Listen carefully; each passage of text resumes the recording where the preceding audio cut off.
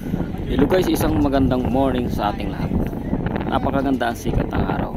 Mukhang magbibigay ng payapa at kaligayahan at kasayahan at masaganang biyaya sa ating bansa.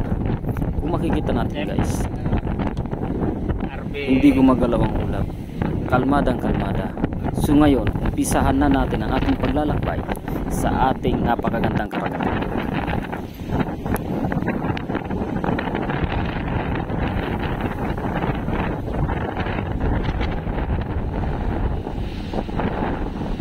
Kung mapapansin natin guys, medyo mabilis ang ating sinasakyan. Tumatakbo tayo ng 25 knots per hour.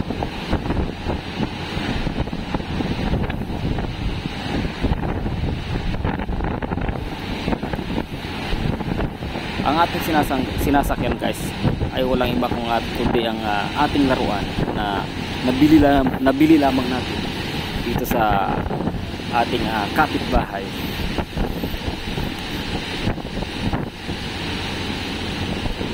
Sabihin ko sa inyo guys, yung ating laruan ito ay napakagandang gamitin, napakagandang sakyan, dahil kahit malakas yung alon o bad weather, kayang-kaya niya.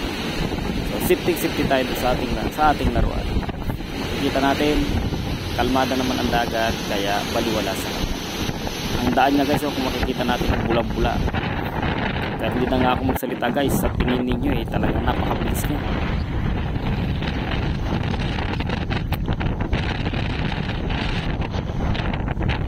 Ang gagawin natin guys ay maglilibot lang tayo dito sa ating mga ginawang isla na maliliit. Kung makikita ninyo yan, mga bundok na yan, mga ginawagawa lang natin yan. Yan ang isla natin na atin talaga kasi tayong gumawa.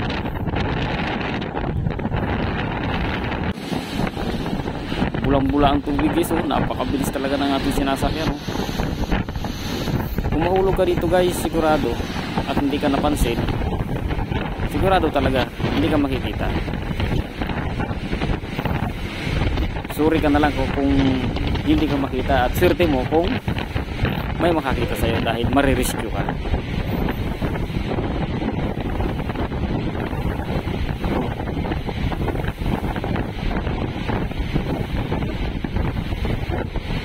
Lakas ng pwersa ng tubig guys. Yan ang tulak ng propeller. Napakatulit.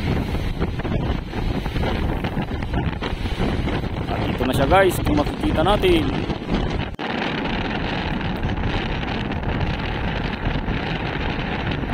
Ganda ng ating laruan guys. Baliwala sa alon.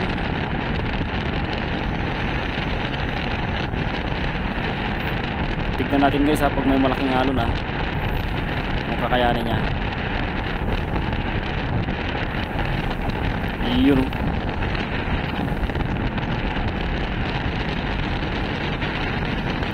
Sarap guys magbiyahe, sarap pag navigate.